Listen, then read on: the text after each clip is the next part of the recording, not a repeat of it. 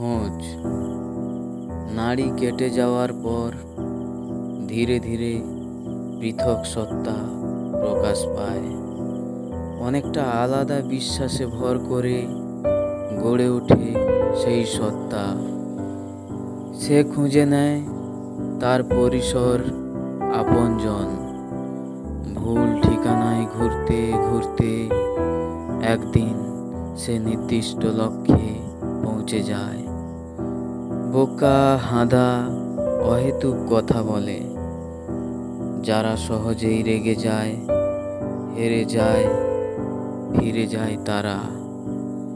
রাগহীন দেহেও প্রয়োজনে রাগ থাকে। তীক্ষ্ণ বুদ্ধি আর অসীম ধৈর্য যার, আপন খুঁজে আপন করে নেয়।